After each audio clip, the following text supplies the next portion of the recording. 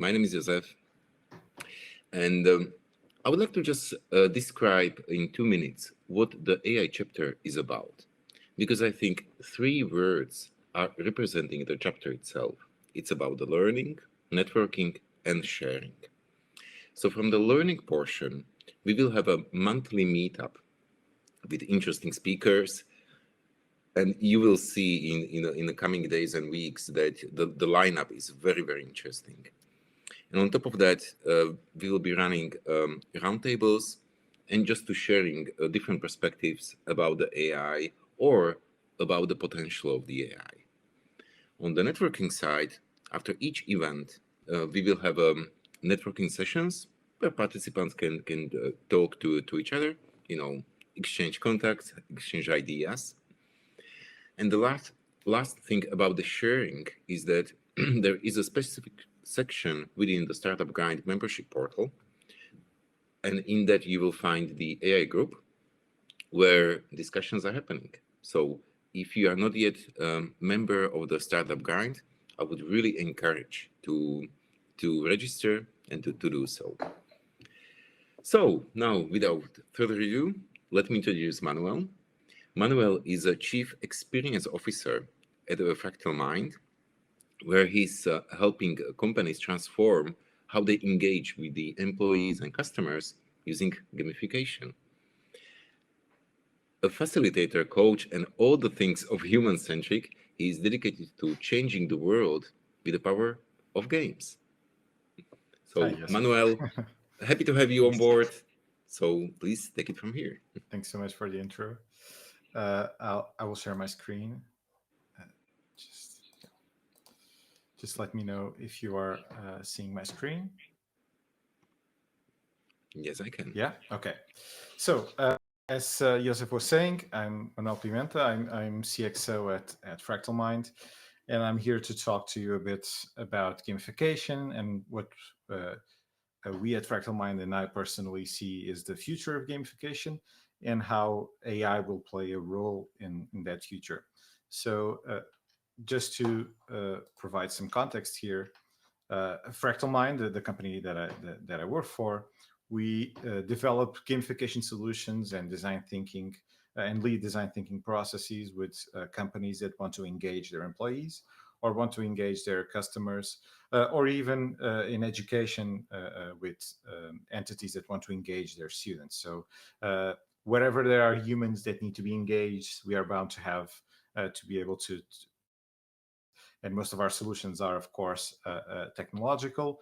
And we've been developing solutions for a lot of different clients in a lot of different domains, from employee engagement, which is our core business, but also in marketing and customer engagement and education and training. So we've worked with a lot of different brands, with a lot of different targets and challenges, and a lot of different contexts where we were challenged to create engagement. And so it's important also when we talk about engagement, we never know who is watching us.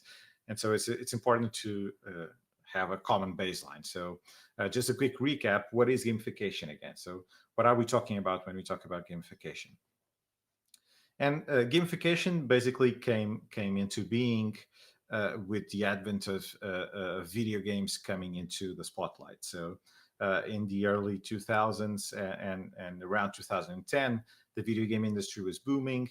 It was finally achieving that landmark milestone where it was worth 3 times all of the other entertainment industries combined. And so a lot of different people were starting to realize the incredible potential that games had to engage different audiences, and we're trying to understand how they could leverage this potential to engage different audiences in different contexts. And so, just to give you an example, this particular image is from the final of the League of Legends season 2015, I think, in the Mercedes Arena in Berlin. There were around 50,000 people watching and 36 million people watching online.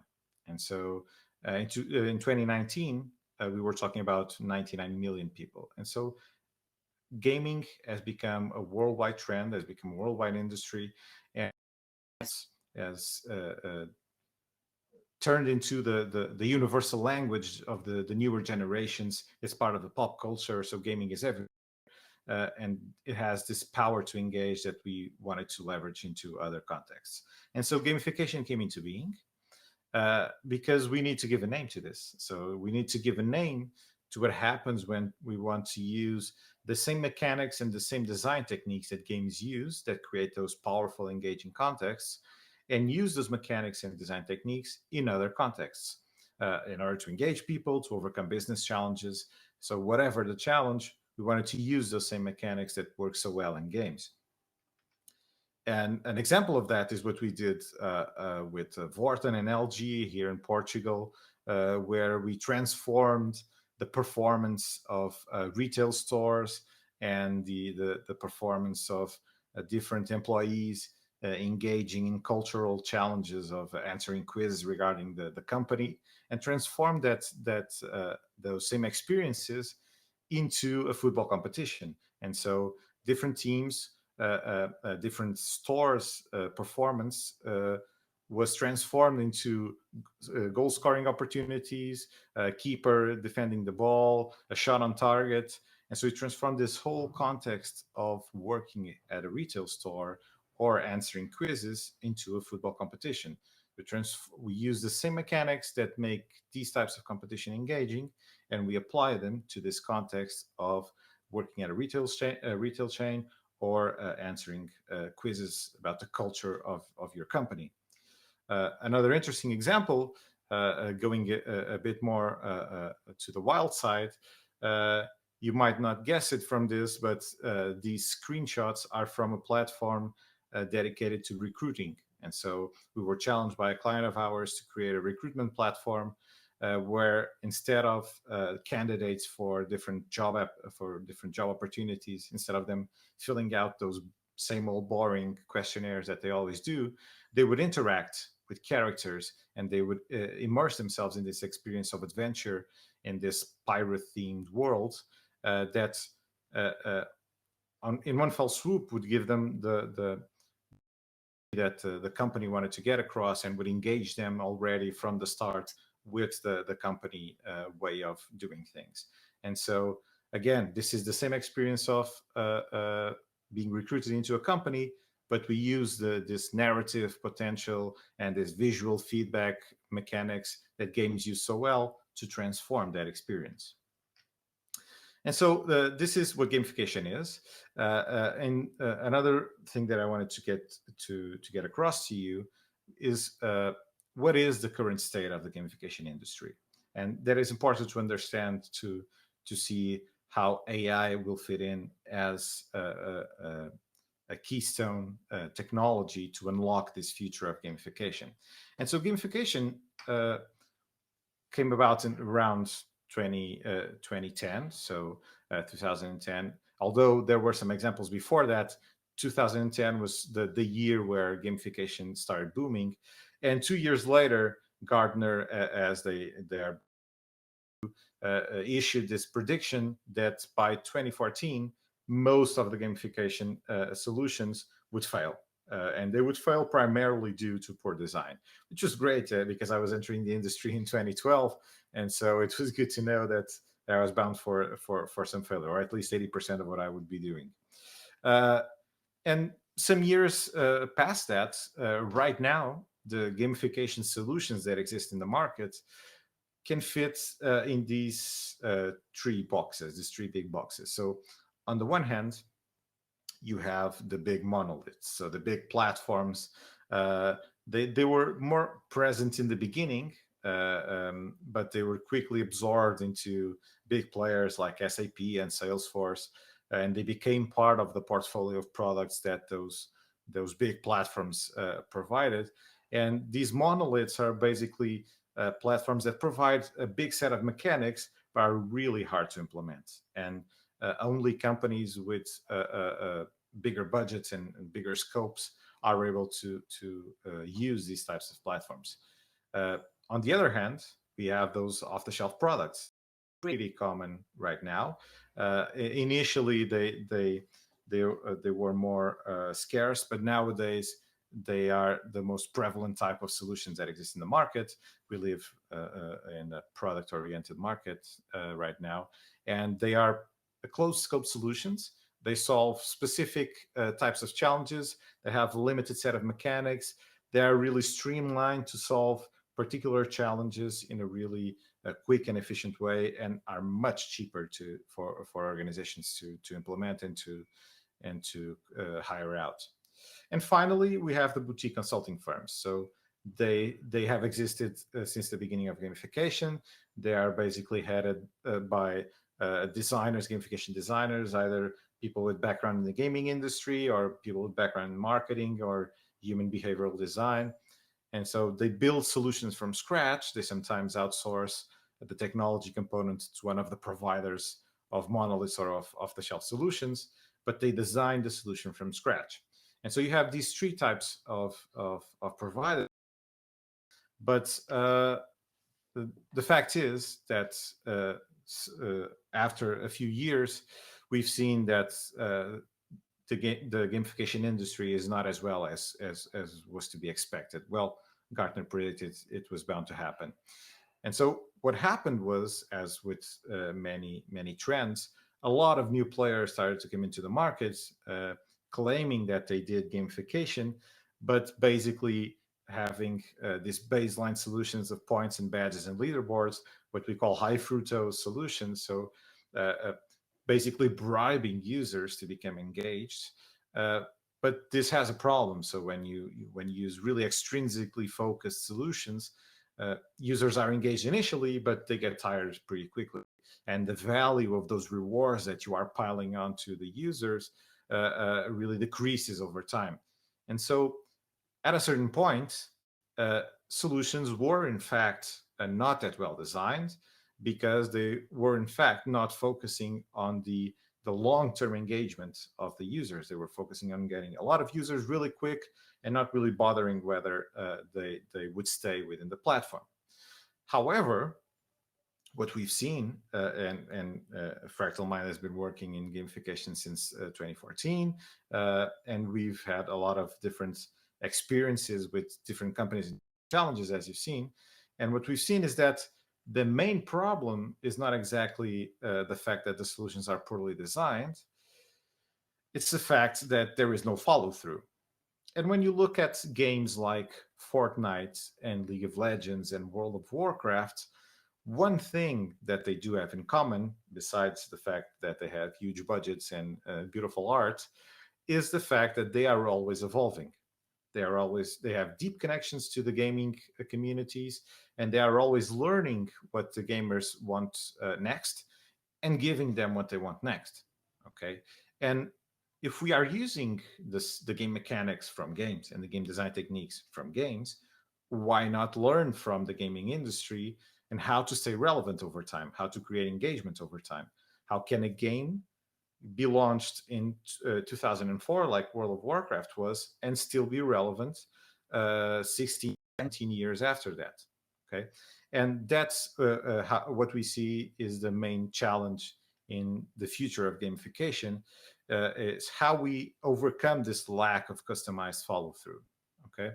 The fact is that in the last 10 years, companies have been looking more and more for products. So the whole startup boom focused on really short-focused startups that can do one thing really well and that have these products that are really off-the-shelf solutions. This changed the way that companies wanted to hire out these types of services. And so they don't want to reinvent the wheel. They just want to get this product that fixes their problem. And sometimes it's okay to settle for the middle ground. And there are a few companies that are looking for the long term. They want quick ROIs, and most companies don't understand that in order to have the long-term behavior change, that you want to become more productive or to become more engaged, either with the employees or with their customers, they need to be patient, and they need to have precise metrics, and they need to always be tweaking and adapting their solutions, because they do want the longevity, but they're not willing to provide the human investment. And so uh, the figure of what we call the game master is not present in these solutions. When you focus on using these short-term solutions, these short-term products that have no customization and no evolution in their roadmap, there is not that figure of the game master. And even if there were, that game master is not scalable. So we've been doing customized solutions for companies for some time now, and we know that works. But if we suddenly had 10, 100 new clients, we could not scale ourselves to be able to replicate that type of attention, that type of customization for all of those different clients. Okay. And so, as you can see where I'm headed, there is this challenge of having this customized follow through and this challenge of not being able to scale the way we've been doing it so far. And so, what do we see is the future here? So, uh, there is some hope in using immersive tech.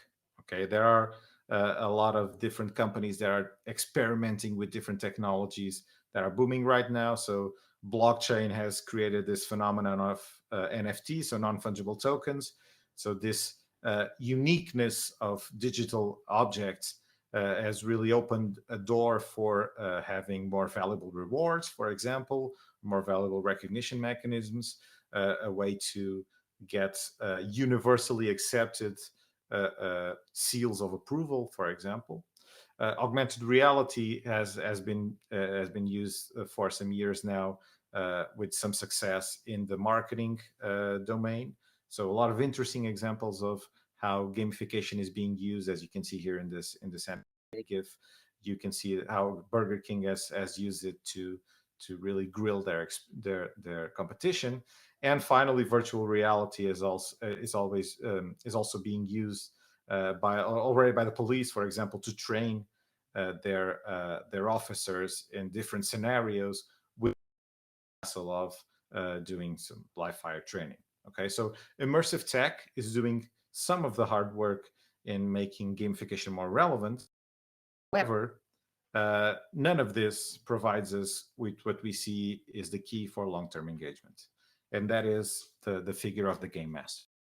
Okay, and for those that know that have played role-playing games, you know that when you are a character in these worlds, there is always that figure of the game master that can measure how the pace of the adventure is going to go, and how each character can stay relevant, how each character can have an opportunity to grow and to evolve. And so we know these figures either by trying it out ourselves or by seeing them on TV, and they are most of the times, if not all, human. Okay, and so they are humans that understand the players, that understand the game, that understand the context, and that can keep the game relevant. Okay, and so the challenge right now is how can we virtualize these game masters? How can we help companies achieve that long-term success of having platforms that evolve with the players, but in a scalable manner? So is it possible to create a virtual and scalable technology platform that understands player motivations, that has a big roster of game mechanics and when and how to apply them, and that can adapt to different geographies and different business verticals and can evolve? And we think it's possible. And one of my main objectives here was not just to talk about what is happening and how we see the future is going to to keep gamification relevant, but also to put forward a challenge for this AI chapter. Is how can we create this virtual game master? And we have an idea on how to do that. And so for us, the virtual game master has to be able to guarantee uh, uh, uh, uh, at least three or four pillars in order to be the solution that we feel can ensure the future of gamification in a scalable way. And so on the one hand, uh, that virtual game master needs to understand the players. Okay, so it needs to be able to recognize from the actions that different players perform, and I say players here as a mindset. So we're talking about customers of a brand, employees of a company. So this virtual game master needs to be able to recognize the behaviors that each player is incurring in. It needs to be able to understand what the motivations behind each different profile are. So are we more competitive, are we more autonomous, are we looking for a mission, or are we looking for the surprise element all the time? And so it needs to be able to recognize each individual player and to understand their profile. So there are different ways to qualify players in this context. So here we are. I'm mentioning two of them for you. So the Octalysis framework was developed by Yukai Chao, and he says that humans are motivated by 8 different core drivers. On the other hand, Andrei Marczewski has done a lot of work on top of existing work from games, and he's created this 6 types of player types.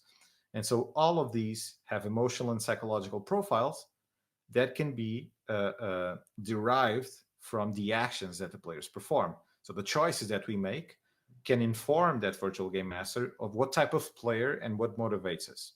Okay, so that virtual game master needs to understand this. It also needs to be able to contextualize player progression. And what does that mean?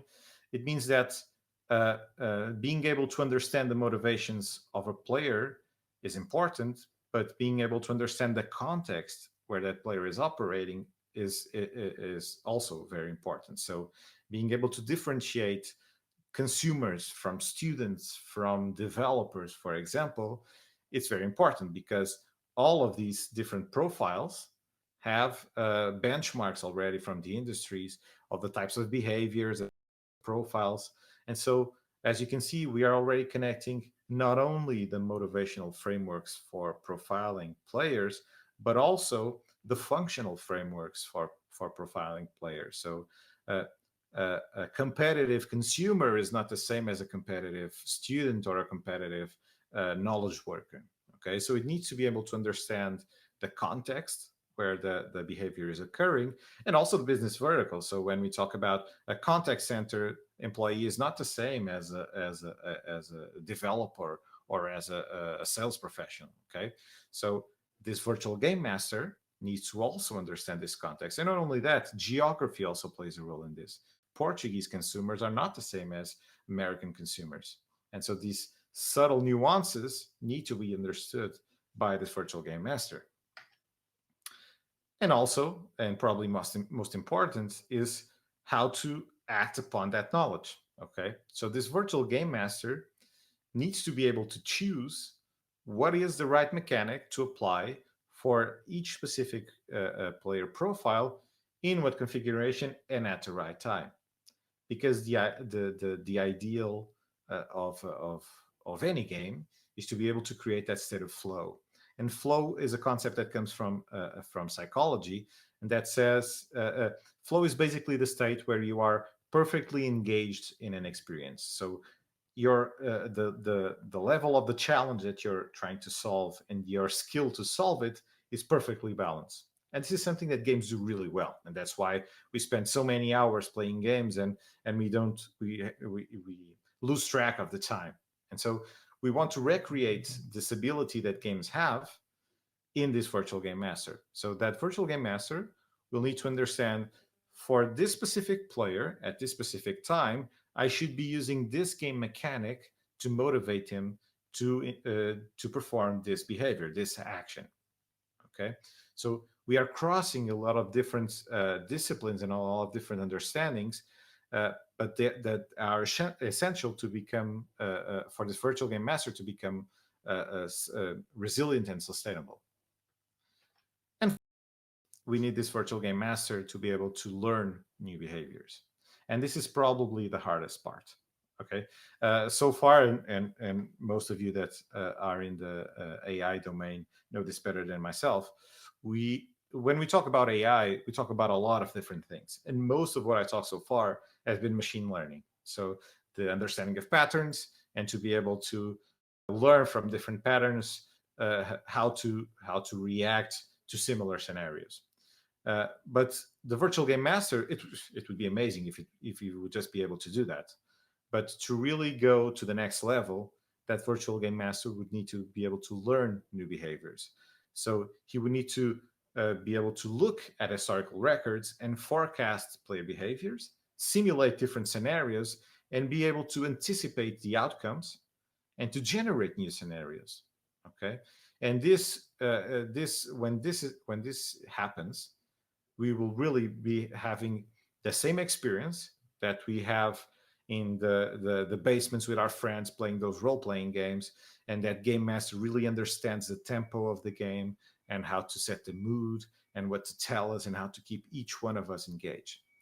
And so the moment where we can learn these behaviors and we can balance all of the different aspects that I mentioned before, that is the time when we will have that virtual game master really ready to create the future of gamification. The good news is we're already trying to do that. We've created AI Alfred. It's a spin-off that we are working on, where we are applying the knowledge that we've acquired uh, in using gamification, our gamification engine, in different contexts. And so we are right now preparing work with academia to be able to understand the psychological components and the HR development matrices and all that, and create that matrix that we need to have to connect to the gamification engine that we already have, and start doing the first experiments of what could be this virtual game master. So far, we've done some successful experience with forecast and simulation, but we are still trying out this. AI is not our core business, so we are more focused on the gamification side of the equation. But we are really we really believe that the moment where we are able to create this system that can connect all of these dots that I mentioned to you, that's the moment where we will make gamification scalable and we will make it relevant again. Because unless we have the big budgets that AAA games have, we will not be able to have people always keeping up with the needs of the different employees or different customers, all the different companies that we are working with in different business verticals and geographies. So the complexity is too great to be able to scale the humans. So we need to build the technology. And that was everything I had to say. And I'm available for questions. Thank you. Fantastic, Manuel. Thank you very much for very interesting talk, because I think, Thank you. um, as you said, playing a games in the human nature to actually being able to be engaged and be more attractive to comments, to content actually. So for sure, I would like to ask all the participants, put your questions into the chat, or there is actually a special Q&A feature in Bevy, which you can use. And on the meantime, I do have a few questions what I would like to ask Manuel. Yeah. So the first one is regarding the games themselves. Mhm. Are you able to describe how, for example, the gamification is used as use an example in the call center? Mhm. How it looks like in the real environment? Yeah, it can have different aspects. It really, on the one hand, it depends on uh, how much of a free reign does the client gives us, and so there is there are clients that really want to keep it cool and keep it casual. So give us some dashboards, you can put some animations there, and some clients, as you've seen, they give us free reign and they tell us, well, build us an adventure with pirates, and we're okay, let's do that. But the key thing that we always ensure, despite the whatever the narrative that we are able to use, is that we need to understand what are the emotional drivers of people that work in the call center, for example. And we've done some work with call centers, and we know that they are they're really competitive, for example, and they're the type of work that they do is measured in real time, so they are used to getting real time feedback.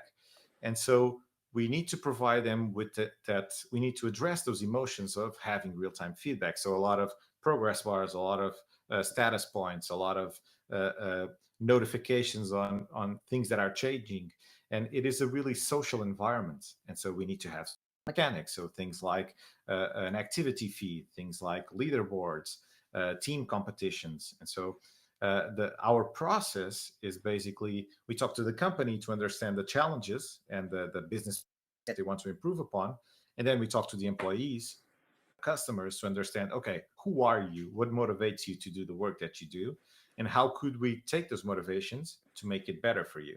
And so it really it will change a lot, and that's why we are such firm advocates of these customized approaches, is because it's not feasible to expect that you can use the same solution for a contact center, for tech support, for example, and apply that same solution for a retail chain store. It makes no sense. The employees are going to be radically different, and their motivations are going to be radically different.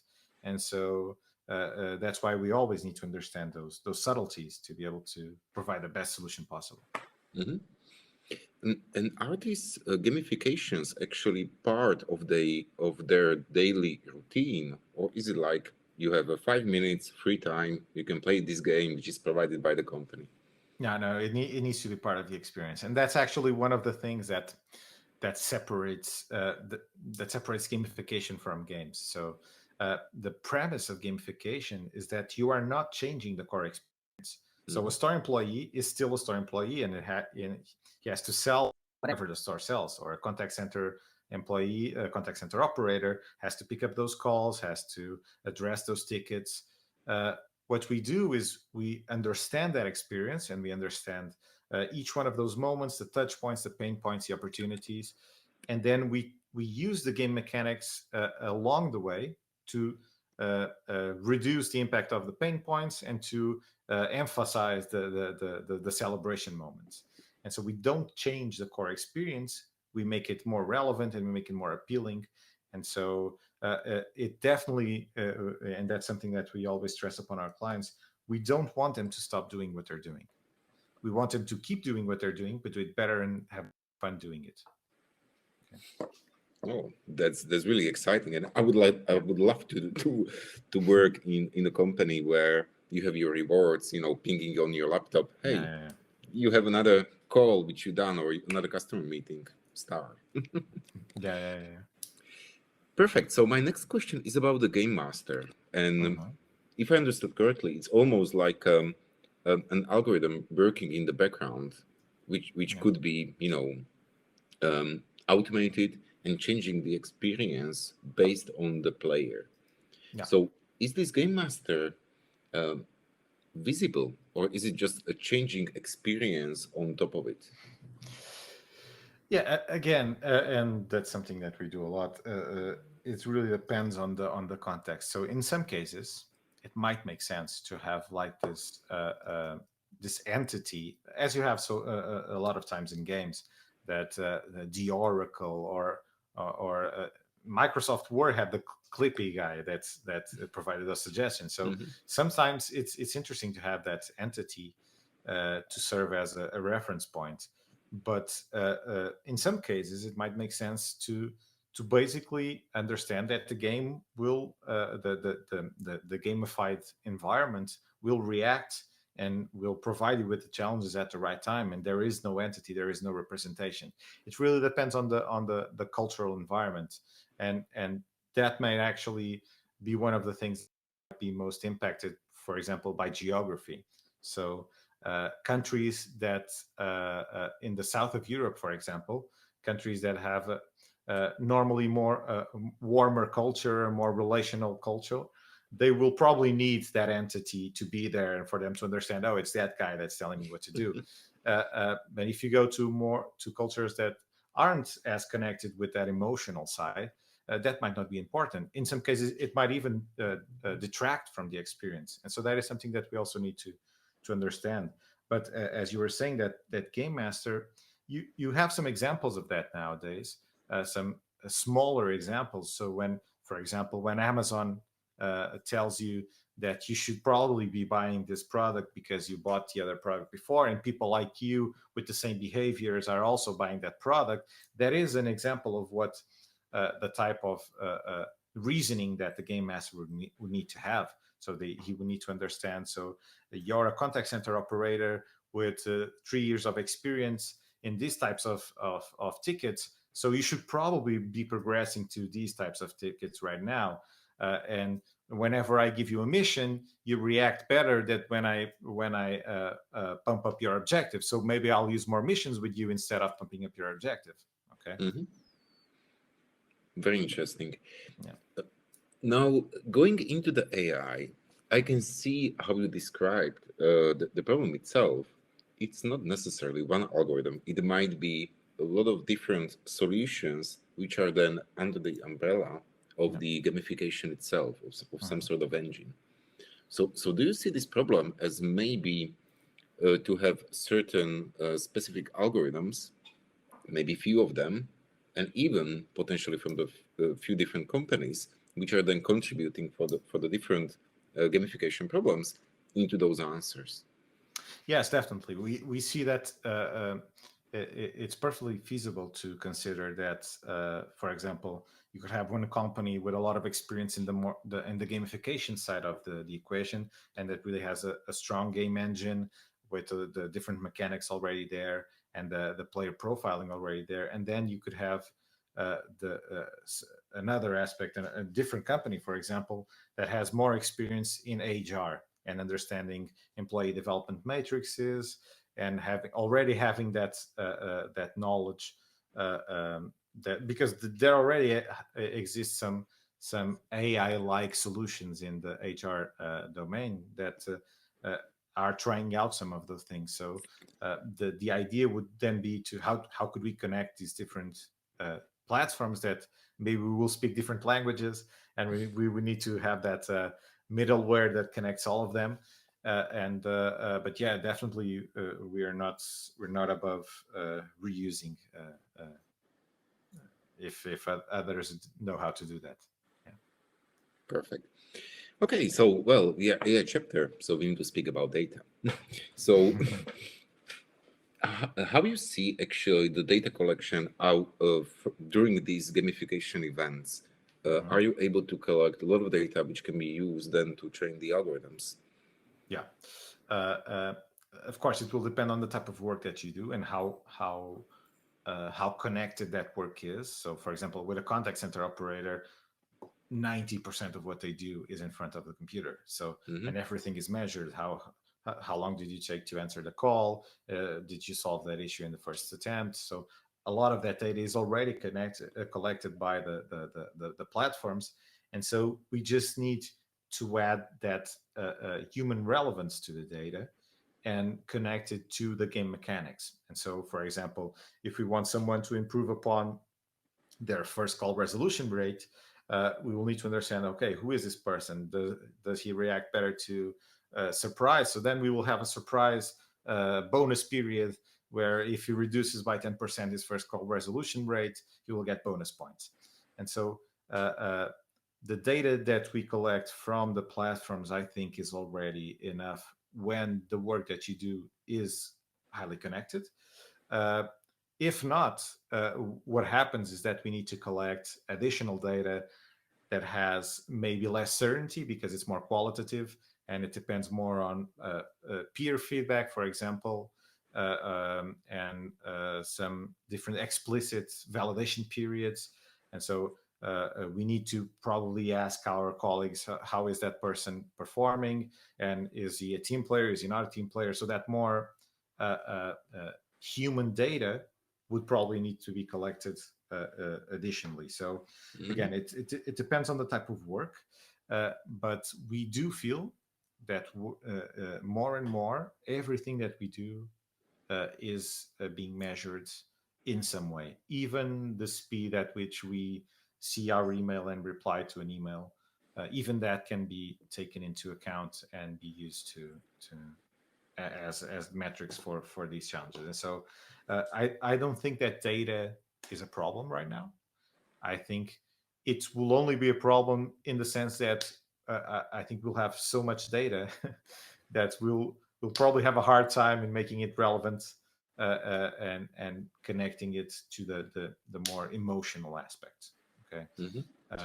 and that I think is something that we are still learning how to do.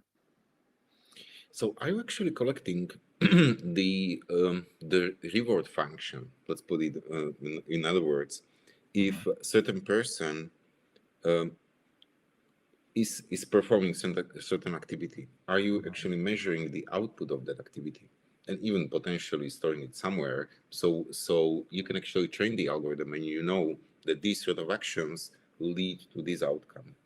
Yeah. We see we can measure, for example, uh, um, not only regarding the activity that is work related, but also how they react to different game mechanics. We can see uh, if a specific player, how often does he participate in missions that we create for him? How often does he take advantage of bona fide periods? Does he use the points to trade for rewards, or does he prefer to hoard those points to trade for bigger rewards? And we have all of that information, and that can we can infer from that the profile of the player. Okay, not only from that, but of course from the activity itself. So, if, for example, we have two missions and we know that one of them has a better backstory, we can then infer from that that if the player reacts to the one with the better backstory, then he's in some way motivated by that sense of meaning and that sense of purpose. And so that is something that we are still taking our first steps in collecting that more emotional relevance from the data. Mhm. But the baseline data, yeah, we're already collecting it, and we do have the starting point to do that. So, can actually employees, just to give me a sense how it works, Mhm. can then employees convert literally those stars into money, or do they have some different rewards, or it depends on the customer? It depends on the customer. Yeah. Hmm. In some cases, you want them to automatically unlock like stage gates, you know. So if they achieve 100% of performance, they unlock the bonus, the first level of bonus. They achieved 120%, they bonus. Other companies want to prefer to give them the autonomy to choose the reward, and so they just award them with points and provide them with a store to trade those points for the rewards. It really depends on the type of people that you have and on the type of company that you have, because Hmm. that particular aspect of the solutions is really impacted by the type of company that you have. Because even if the employees prefer to choose the rewards, if the company isn't open to that, they will not provide it. So uh, uh, in our experience so far, companies haven't been restrictive in so they really trust us when we say, okay, your employees are going to prefer this, and so they let us implement that. And so yeah, it really depends on the company and the employees. Yeah. Understood. So, where do you think this gamification approach will go? Do you see, for example, applying these mechanics into chatbots as an example? Are Yeah. there any other areas where we don't see it yet, but in the future we will? Oh, for sure. For us, it's pretty clear that gamification as a word will disappear because it's going to become so. Nobody says multimedia right now because everything's multimedia, and so we don't need to mention it anymore. And so we really believe that gamification is going to become the normal way of doing things and the normal way of creating engaging experiences.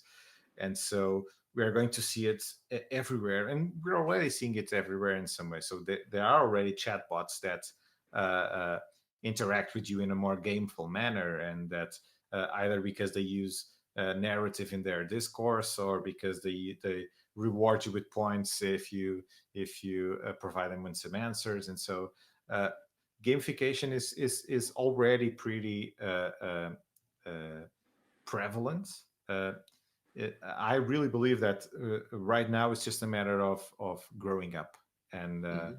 It's kind of like you see everybody's experimenting with it and everybody's trying it out, but not everybody has seen knows how to do it well and knows how to really adapt it to their different domains. And so that is the challenge right now: is how to grow up and to become a serious industry, kind of like with social networking. Social networking, when it came around, everybody had a social network. Right now, it's not like so.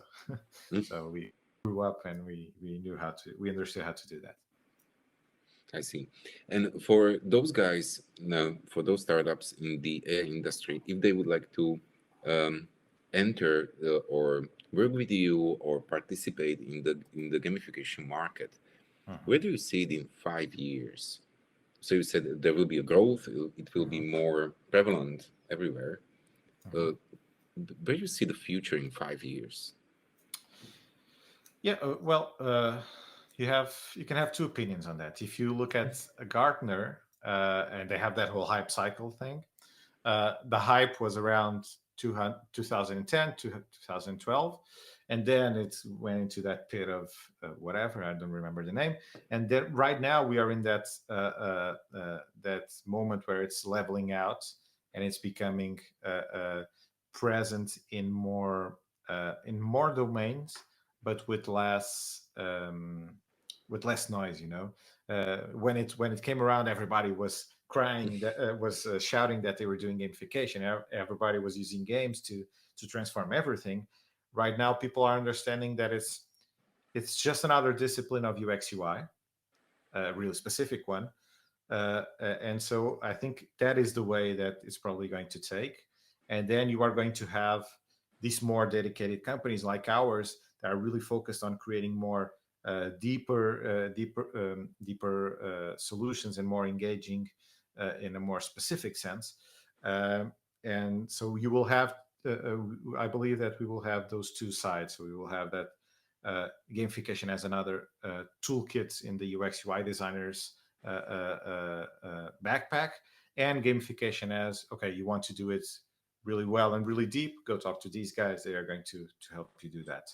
And so but I really welcome guys from AI and people that understand that side of the equation to come into the domain, because we need more technical expertise. uh, so far it's there's a lot of hearsay and guesswork, and we need more science-backed people in this. Perfect. Thank you very much. So, one last thing as a call for action. If I Mhm. understood, you are looking for certain partnerships, maybe to help you further Yeah, for develop the. sure. So maybe can you describe it a little bit more? Yeah, we right now we are trying out. We are working with a partner in the forecasting and simulation domain. We are looking into academia to understand if we can have some more R&D work being done in that player profiling and a development matrices domain. And so we are definitely open to these types of partnerships, because we don't want to necessarily know how to do it all, because we prefer to be experts at what we do, and to trust that other experts will know how to do the rest of it better than us. And so partnerships are always a good option for us. Fantastic. Yeah. Good. Thank you very much.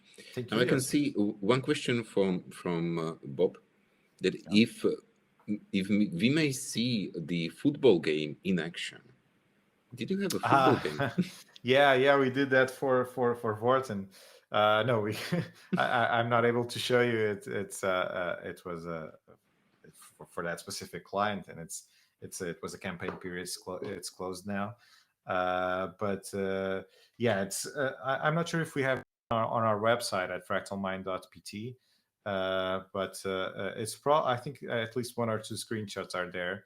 But basically, what would happen is it looked a lot like Football Manager. I'm not sure if you know it, but you had this animation. So every time there was a goal, the small players would go around and kick the ball around, and so it was really enthusiastic. And the team that won even went to the streets with scarves and celebrate like as if they had won the championship. So it Wow. was really awesome. Yeah, the level of engagement was really great.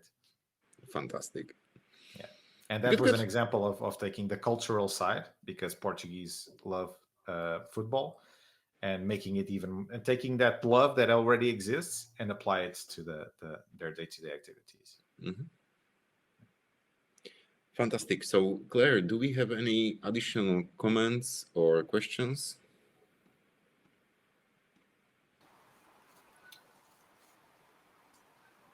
Hello, I'm back. Welcome. We do not have any more additional questions. However, I have a question myself. Go for it. So what is like your one sentence, your parting advice to anybody in AI and now in gaming as well? What would you like to leave the audience with today?